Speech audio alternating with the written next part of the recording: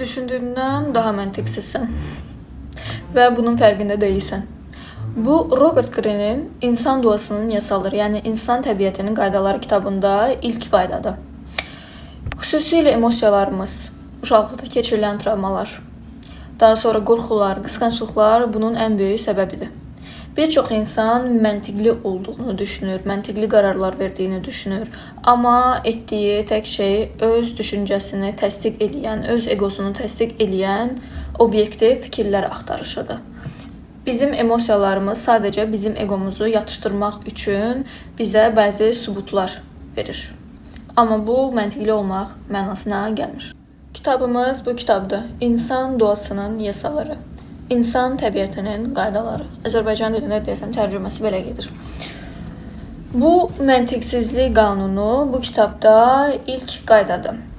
Burada deyir ki, məntiqli olmaq, öz emosiyalarına qarşı durmaq və məntiqli olanı seçməkdir. Reaksiya verməzdən qabaq düşünməkdir. O dəqiqə emosiyalara, duyğulara, nifrətə, əsəbə köklənib reaksiya verməməkdir. Və bu, anadan gələn bir şey deyil. Bunu mütəmadiyyən biz oxuyaraq inkişaf elətdiririk. Bəzi qaydalar və strategiyalardan istifadə eləyərək beynimizin məntiq yönümlü işləyən tərəflərini inkişaf etdirə bilərik. Gəlin baxaq, bunu necə edə bilərik. Əsas iki emosiyamız var ki, bizim həyatımız bunun ətrafında fırlanır. Birincisi, həzz alma arzusudur və digəri ağrıdan, məyusluqdan qaçınmaqdır.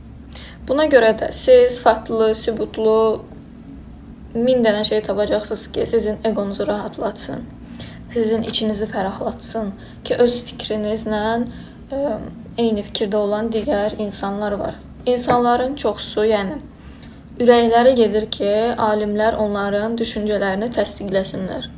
İnternetdə bir davanın hər iki tərəfini də sübut eləyəcək məqamlar tapa bilərsiniz. Yəni, bir insan öz fikrini dəstəkləmək üçün sadəcə bir sübut göstərməyə kifayət deyil. Hər cür şeyi tapa bilərsin. Ona görə də ilk olaraq bu ön yargıları, yəni qərəzlərin fərqində olmaq lazımdır. Bunlardan birincisi onaylanmaq, yəni təsdiq edilmək ön yargısıdır. Biz təsdiq edilməkdən ötürü ölürük. İngilis dilində buna eyni zamanda validation deyirlər. Münasibətlərdə də biz təsdiq edilməyi axtarırıq. İşdə də biz təsdiq edilməyi axtarırıq. Sadəcə təsdiq edilən bir insan çox xoşbəxt bir şəkildə yalanların içində yaşaya bilər. Reallıqdan çox uzaq bir şəkildə. Yəni, bir çox insanın hətta elədiyi pis davranışlar təsdiq edilmə arzusundan qaynaqlanır. Yəni, sırf fikrinizi bir İsveçli alim təsdiqləyibsə, bu o demək deyil ki, o tamamilə düzdür. İnternetdə milyonlarla teori tapa bilərsiniz. Reallıqdan çox uzaq fikirlər haqqında, yəni yüzlərlə, minlərlə teori tapa bilərsiniz. Amma bu o demək deyil ki, o realdır, o həqiqətdir. Həqiqəti yalnız biz öz gözümüzün filtrindən görə bilərik. Və bu filtri təmizləmək üçün məntiqli olmalıyıq. Məntiqsizlik insanlığın genetikasında var. Einstein'da da var idi, bu səndə də var. Yəni, ən alim, ən ağıllı, ən savadlı insanlarda da bu var. 2. Razı salmaq önyargısı. Biz doğruluğuna 100% inandığımız həqiqətlərə digər insanları da razı salmağa çalışırıq. Bunu xüsusilə liderlər eləyir. Politik insanlar çıxırlar, belə danışırlar, rəng qatırlar söhbətlərinə, səsli, inamlı bir şəkildə fikirlərini elə gözəl təqdim edirlər ki, sən deyirsən ki, yəqin bu adam çox bilir, yəqin bu adam bu işi araşdırıb və bu həqiqəti deyir. Qoy mən buna inanım. O liderlər sadəcə özlərini aldadırlar. Bu həqiqət deyil. Bəzən o pəmbə açkiləri, eynəkləri, rus dilində danışdım, qoyuruq kənara və qarşımızdakini həqiqətən dinləyirik. Bəlkə düz deyir. Bəlkə sənin sırf egovu öz içini rahatlatmaq üçün inandığın həqiqət yalandır. Bəlkə onun dediyi həqiqətdir. Çünki biz öz məntiqimizə uymayan qarşı tərəfin fikirlərini çox vaxt məntiqsiz adlandırırıq. Mənə o qədər yəni fakt sübutlu, obyektiv bir şəkildə paylaşdığım fikirlərə qarşı fikirlər gəlir ki, deyəmdən yazırlar, nə bilim, sən ağılsızsan, sən sadəcə özünü ağıllı göstərməyə çalışırsan, o belə deyil, belədir, tərzli şeylər yazırsınız. Deyə bilərsiniz ki, bəlkə həqiqətən sən məntiqsizsən və o məntiqlidir. Bunu bəs hardan biləcəyik? Bunu sadəcə qarşı tərəfin və sənin hərəkətlərinə baxaraq müşahidə edə bilərsən. Məntiqli insanlar bir proyekti bitirəcəm deyirsə bitirir. Qərarlar alırsa onu yerinə yetirir və axırda nəticə görür. Məntiqsiz insan isə sadəcə gələcək zamanda danışır. Edəcəm, olacaq. Sadəcə fərziyyələrdir. Və fərziyyələr reallaşmayanda, rezultat görməyəndə, nəticə görməyəndə arzu və nifrət onları əhatə eləyir. Və bu çox aydın bir şəkildə görsənir, insanın gözünə batır. 3. Görünüm ön yargısı. Görünüş. Biz insanların publikada, cəmaatın içində göstərdiyi maskaları real bilirik. Biz görmədiyimizə inanırıq. Məsələn, bugün mənə bir xanım yazmışdı ki, necə bu qədər möhtəşəm ola bilirsiniz, hər tərəflisiz, həm çox bacarıqlısınız, həm çox məntiqlisiniz, həm çox gözəlsiniz. Sizdə bir nüans tapa bilmirəm. Və mən ona dedim ki, çünki sən məni tanımırsan və sən məni yalnız sosial mediada görürsən. Biz düşünürük ki, əgər bir insan məsələn, hansısa bir sahədə uğurludursa, digər şeylərdə də uğurludur. Məsələn, yaraşıqlı liderlər, politikacılar bizə daha güvənilir gəlir. Və ya bir insan düşünürük ki, əgər uğurludursa, həm də vicdanlıdır, həm də mərhəmətlidir. Bunlar çox səhv şeylərdir. Zadəganlar çox vaxt özünü belə göstərir. Gözəl geyinirlər, gözəl parfümlər sıxırlar, bədən hərəkətləri ilə göstərir ki, bunlar çox aristokrat insanlardır. Amma içlərini görəndə görürsən ki, o deyil. Göstərdikləri kimi deyirlər. Bütün insanlar çöldə o personanı geyir. Yenə Carl Gustav Jung'a gəldim. Carl Gustav Jung'un persona dediyi bir nəzəriyyə var. İnsanlar çöldə maskalanırlar. Öz həqiqətlərini göstərmirlər. Bu da insanın təbii olaraq özünü qoruma içgüdüsüdür. Məsələn, metroda gedəndə görürsən, elə fikirləşirsən ki, hamı depressivdir, heç kim xoşbəxt deyil. Sifətlərinə baxırsan ki, emosiya yoxdur, reaksiyasızdır, beton kimi damı. Amma reallıqda elə deyil. Onlar sadəcə öz içlərindəkini çölə yansıtmırlar. Hamımız elərik, hamımız o maskanı geyinirik. Amma bu maskaları real bilmək düzgün deyil. Əgər mən bir sahədə yaxşıyamsa, o demək deyil ki, mən hər sahədə yaxşıyam. Əgər mən yaxşı pilates təlimçisiyəmsə, yəni müəlliməsiyəmsə deyək, o demək deyil ki, mən eyni zamanda çox yaxşı badminton oynayıram. Yəni bunları ayırt eləməyi bacarmalıyıq. 4-cüsü qrup önyarğısı, qruplaşmaq. Bir çox insan qruplaşmağa meyillidir. Əslində bu bizim təbiətimizdə var. Bir çox insan yox, yəni hamımız beləyik. Amma mən bunu xüsusilə kişilərdə daha çox müşahidə eləmişəm ki, qruplaşmağa daha çox meyillidir kişilər. Məsələn, futbolda da ona görə kişilər daha uğurludur. Qrup oyunları, qrup idmanları kişilərdə daha yaxşı alınır. İdeologiyalarda bu eyni şəkildə işləyir. Məsələn, Fight Club kinosuna baxmısınız? Fight Clubda əslində böyük bir ideologiya yoxdur. Fight Clubda heç nə yoxdur. Sırf qruplaşma üçün bir çox insan orada bir araya gəlir və bir məqsəd uğruna döyüşürlər. Orada biri çıxıb desə ki, məsələn, bu qırmızıdır, onlar hamısı bunu təsdiqləyəcək. Çünki artıq burada məntiq devre dışı. No connection. Qrupda aidiyyət hissi var. İnsanlar bir qrupa, bir ideologiyaya aid olmaq istəyirlər. Aidiyyət hissi olan yerdə də insan təsdiq axtarır və təsdiqlənir. Ki, hə, mən səhv deyiləm, mənim düşüncəmi mənimlə paylaşan bir çox insan var, bax, arxamdakı insana. Və o insanlar nə desə, bütün qrup o istiqamətə doğru getməyə başlayır, inanmağa başlayır. Hətta o çox məntiqsiz olsa belə. Bunun da fərqində olmaq lazımdır. 5. Suçlama önyarğısı, yəni günahlandırmaq. Biz özümüzdən çox çölü günahlandırırıq və öz günahlarımızdan, öz etdiyimiz səhvlərdən dərs çıxartmırıq. Çünki bir çoxumuz etdiyimiz səhvlərə yaxından baxmaqdan qorxur. Baxa bilmirik, egomuzu incidir. Etdiyimiz səhvə baxmaq incidir biz bildiyimiz. Dediyim kimi, videonun başında dediyimi, 2 emosiyanın ətrafında fırlanırıq. Biri həzz almaq, 2 məyusluqdan qaçınmaq. etdiyimiz səhvlər bizə məyusluq verir. Ona görə buna yaxından baxmırıq. Yaxından baxsaydıq çünki dünyada çox az xəta, çox az səhv olardı. Çünki hamı öz səhvindən dərs alardı. Biz sadəcə unutqanlıq eləyirik və eyni səhvləri təkrar ölümə kimi edirik, davam elətdiririk bunu. Amma bu belə olmamalıdır. Çöldə axtarmamalıyıq səhvlərimizin səbəbkarını. Keçmişdə bunun səbəbkarı çox vaxt göydəki görmədiyimiz varlıqlar idi, ruhlar idi. Şeytan əməli, hələ də var o şeytan əməli məsələ. İndi bəzilərimiz nə deyir, nə bilim, travmalardır, şuuraltımın gətirdiyi səbəblərdir. Ana-atam mənə yaxşı olmayıb, valideynlərimin mənə verdiyi travmalardan irəli gəlir bu hərəkətlərim, bu səhvlərim. Onu da başa düşmək lazımdır. O sadəcə ADHD-li insandır. Yəni hər şeyi axır biz bir şeyin boynuna atırıq, öz boynumuzdan başqa. Bunun başını buraxmalıyıq və bunun fərqində olmalıyıq. 6. Üstünlük ön yarğısı. Mən fərqliyəm. Ən əxlaqlı mənim. Ən məntiqli mənim. Mənim fikirlərim daha düzdür. Mən heç vaxt səhv hərəkət eləmirəm. Həmişə qarşı tərəf səhvdir. Mənim fikirlərim düzdür, qarşının fikirləri səhvdir. Mənim tərəfdaşı olduğum komanda ən yaxşı oynayan komandadır. Mənim dəstəklədiyim siyasi parti ən düzünü deyir, qarşı tərəf səhv deyir. Biz adətən qarşıdakının səhvini tutmağa meyilliyik, nəinki özümüz. Bu belədir. Çünki biz xoşlayırıq ki, ən əxlaqlı, ən dürüst, ən doğru biz olaq. Bizim etikamızda da bu tip xüsusiyyətlər vurğulanır ki, doğru insan, yaxşı insan məntiqli olmalıdır, iyi niyyətli olmalıdır, manipulasiyadan, strategiyalardan istifadə edərək haram şəkildə pul qazanmamalıdır, əxlaqlı olmalıdır. Biz hamımız içdən içə bilirik ki, xislətimizdəki nədir?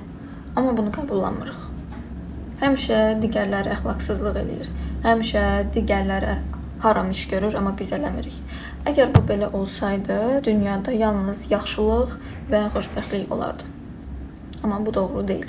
Hamımız hardasa bir şeylərdən istifadə eləyirik. Belə misal çəkə bilərəm. Məsələn, bizdə çox görmüşəm TikTokda falan, nə bilim, açıq-saçıq geyinən bir qızın videosunu falan paylaşırlar və altına yorumlar gəlir, əxlaqsız, tərbiyəsiz və həmən şeyləri yazan insanların profilinə girirəm, bəyəndiyi videolara falan baxıram, tam da əxlaqsız dediyi şeyləri bəyənir. Nə bilim, plus 18 saytlarından çıxmır bu adamlar. Bu artıq məntiqsizlikdir. Bu məntiqsizlik burada başlayır. Biz nə əxlaqı, nə də məntiqi anadan gəlmə əldə eləmirik. Bizə bu olğunluqla daha sonra özümüzü inkişaf elətdirərək gəlir bu xüsusiyyətlər. Yəni, anadan gəlmə əxlaq deyə bir şey yoxdur. Bu sonradan yaranır. Neçəmiz yalandan CV-də dil isminə yalandan dil artırmışıq və ya səviyyəsini çox yazmışıq. İngilis dili B2 səviyyə. Rus dili B1 səviyyə. Amma müsahibədə gedirsən, o dili danışa bilmirsən. Hamımız edirik bunları. Mən Rus dilinə B1 yazmışdım. Sonra gördüm ki, Mina, özünü aldatma, sən B1 Rus dili danışa bilmirsən. Niyə yalandan oraya yazırsan? Götürdüm, Rus dilini sildim oradan. Əgər B1 səviyyə mən Rus dili danışa bilmirəmsə, deməli mən bu dili danışa bilmirəm. 2 dənə söz bilirsən deyən o demək deyil ki, sən o dili danışa bilirsən. Adamlar var, deyir, 7 dənə dil danışıram. Alman, İspan, İtalyan. Alman dilində deyirəm mənə ki, su ver. Onu deyə bilmir o adam. Sən əgər Alman dilində mənə su ver, necəsən, yaxşısan kimi sözləri deyə bilmirsənsə, sən o dili bilmirsən. Özünü aldatma. Bir də bilirsiniz, ən böyük məntiqsizlik nədir? Emosiyaların bizə göstərdiyi illüziyalarla mübarizə halında olmaq. Bu nə deməkdir? Uşaqlıqdan bizə gələn travmaların fərqində olmayıb, o travmalarla sadəcə mübarizə apararaq yaşamaqdır. Məsələn, narsist bir ana ilə böyüyən bir uşaq fikirləşin, bir oğlan uşağı fikirləşin. Soyuq, narsist, özündən razı bir qadınla böyüyür bu uşaq və ondan ala bilmədiyi sevgini tərk edilmək, qəbul olunmamaq, olduğu kimi sevilməmək kimi algılayır və bu daha sonra o böyüyəndə münasibətlərinə də təsir eləyir. Normal, sağlam bir münasibət qursa belə, qarşıdakı qadının hər ilgisiz, hər soyuq hərəkətində onu anasına bağlayaraq buna böyük reaksiyalar verməyə başlayır. Buna verdiyi böyük reaksiyalarda qarşıdakı sağlam qadına məntiqsiz gəlir və onu tərk etməyə hazırlaşır. Onu tərk edəndə də deyir ki, mən demişdim, mən bilirdim ki, sən məni tərk eləyəcəksən. Buradakı məntiqsizliyi görürsünüz. Yəni qarşındakı sağlam insandır, normal insandır. Sadəcə sən öz ağlında qurursan, öz uşaqlıqdan gələn travmalarının fərqində deyilsən və sən sadəcə öz başında yaratdığın illüziyalarla mübarizə apararaq səni sevən həqiqi bir insanı itirirsən və sən düşünürsən ki, sən haqlı idin. Sən düşünürsən ki, onun həqiqətən niyyəti səni tərk etmək idi. Bu tip misallar milyon dənə verə bilərəm. Milyon dənə verə bilərəm. Çünki bu mənim özümdə də olub. Mən narsist bir ana ilə böyüməmişəm. Amma narsist bir ata ilə böyümüşəm. Bu da deməkdir ki, sən ağzınla quş da tutsan, bu adam sənə istədiyin təsdiqi heç vaxt verməyəcək. Bu adam səni heç vaxt yüksəltməyəcək. Heç vaxt sənə sevgisini tam və qarşılıqsız bir şəkildə verməyəcək. Bu sənin valideynin belə olsa. Qız uşağı üçün də bu narsistlik xüsusiyyətə sahib insanın ata olmağı böyük təsirli bir məsələdir. Çünki bu gələcəkdə münasibətlərdə təsir edir. Amma mən bunun artıq fərqindəlikli olduğum üçün icazə vermədim ki, mənim uşaqlıq travmalarım mənim münasibətlərimə təsir eləsin. Uzun bir müddət icazə vermişdim, çünki fərqində deyildim. Mən elə bilirdim ki, qarşı cins tərəfdən sevilmək üçün mən möhtəşəm olmalıyam, mükəmməl olmalıyam. Perfeksionizm yaranmışdı.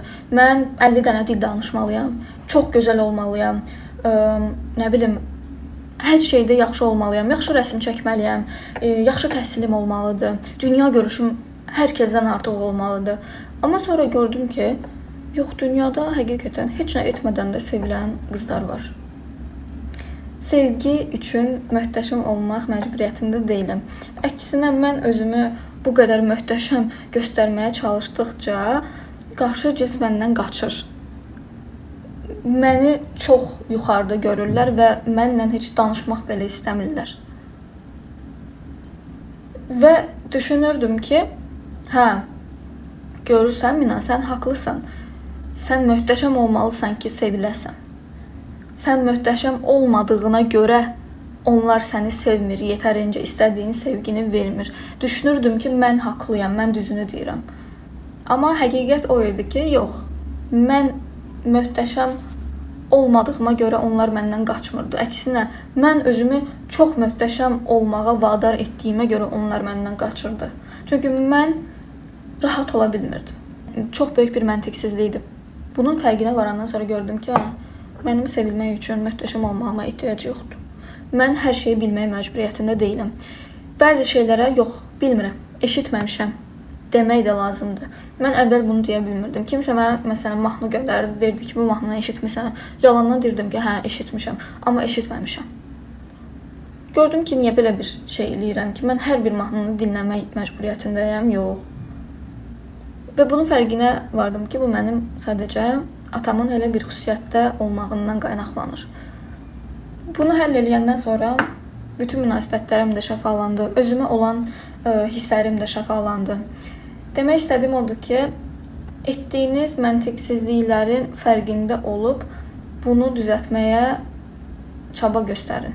Narsist insanlar adətən həyatımıza bizə öz dəyərimizi anlamaq və özümüzü olduğumuz kimi sevməyimiz üçün göndərilir. Bu da bir imtihandır və narsist insanlar düşündüyünüzdən daha çoxdur. Yəni, cəmiyyətin demək olar ki, 80% narsist, 80 bu sözlərindən istifadə etməməyə çalışıram. Ona görə üzrlü sayın, əgər istifadə etmişəmsə. Belə və narsizm haqqında da ayrıca bir video çəkmək istəyirəm. Çünki görürəm ki, çoxdur bu məsələ, çox aktual bir məsələdir. Bunu ayrıca bir videoda ətraflı danışacağım, amma indi söhbətimizdən kənara çıxmaq istəmirəm. Bir digər məsələ ani qazanclar və itirməklərdir, ölüm itim. Birdən-birə çox böyük bir pul qazana bilərik. Birdən-birə çox, həyat standartımız yüksələ bilər, yaxşı bir universitetə daxil ola bilərik, çox rifah səviyyəsi yüksək bir ölkəyə köçə bilərik, amma elə ola bilər ki, birdən-birə düşə də bilərik. Bu düşüşdə insanların çoxsu düşünür ki, ümidsizliyə qapılır ki, həmişə belə olacaq. Bir çox insan buna görə intihar edir. Bu çox məntiqsiz bir şeydir. Çünki biz bəxtin, şansın gətirdiyi ünsürləri göz önündə bulundurmuruq. Biz o universitetə girəndə, 70% bizim səylərimizdirsə, 30% də şansdır. Biz o şansı dəyərləndirmirik. Bu şans oyunlarında da çox vaxt belə olur. Mislidə oynayanda məsələn qoyursan pul, udursan, sevinirsən, bir də oynayırsan, sonra səhv çıxırsan və birdən-birə udduğun bütün pulu uduzursan və onda bir ümidsizlik gəlir. Dopamin səviyyəsi də düşür. Burada ximiya da oynayır, yəni hormonların da çox böyük bir rolu var. Yəni gərək biz özümüzü optimistik saxlayaq belə məsələlərdə. O dəqiqə depressiyaya düşməyək, o dəqiqə yəni ümidsizliyə qapılmayaq. Bunu balanslaşdırmaq lazımdır.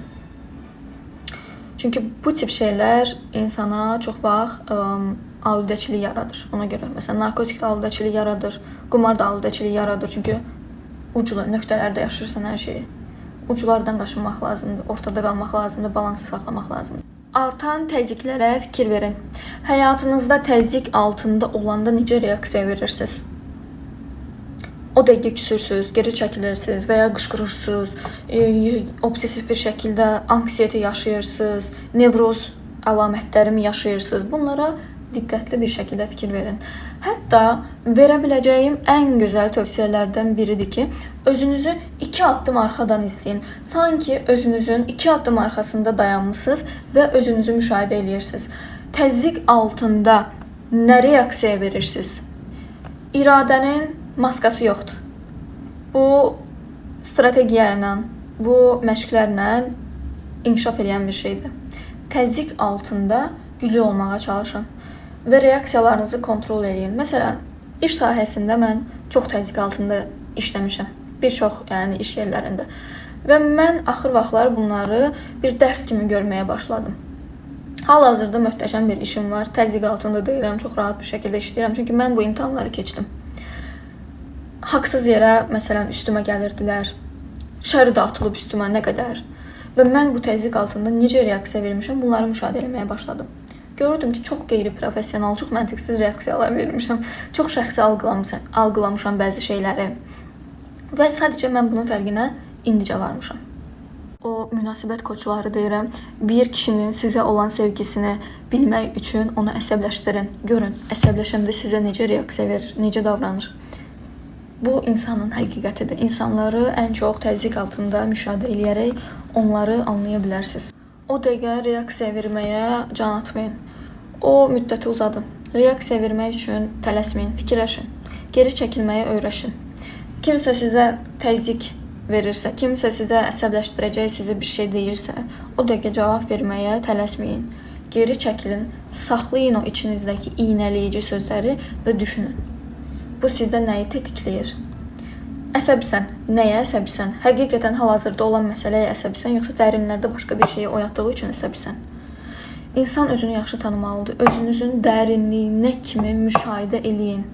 Öz içinizə çönün və baxın. Həqiqətən məni nə qorxudur? Həqiqətən mənim bu münasibətdən qaçmağımın səbəbi nədir? Həqiqətən qarşımdakı insanın məndə yaratdığı hiss nədir? Həqiqətən mən niyə xoşbəxt hiss eləmirəm? Bunların cavabı hamısı sənin içindədir. Ona görə özünü 2 addım arxadan müşahidə elə.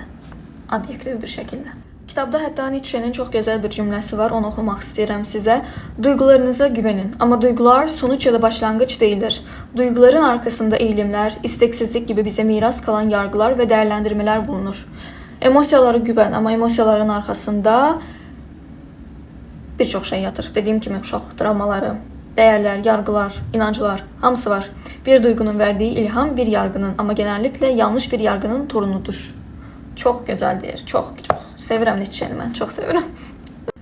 Bu şəkildə ümid edirəm məntiqsizlik qaydasını sizə doğru bir şəkildə və anlaşılır bir şəkildə başa salmışam.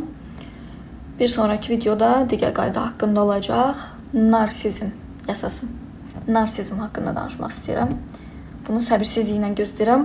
Bəyənməyi və abunə olmağı unutmayın. Fikirlərinizi gözləyirəm. Özünüzdə müşahidə elədiyiniz zəifliklər nələrdir? Bunu bir oturun fikirləşin. Təzyiq altında necə reaksiya verirsiniz? 2 addım özünüzü arxadan izləyəndə necə bir sən görürsən? Təşəkkür edirəm. Sağ olun. Özünüzə yaxşı baxın.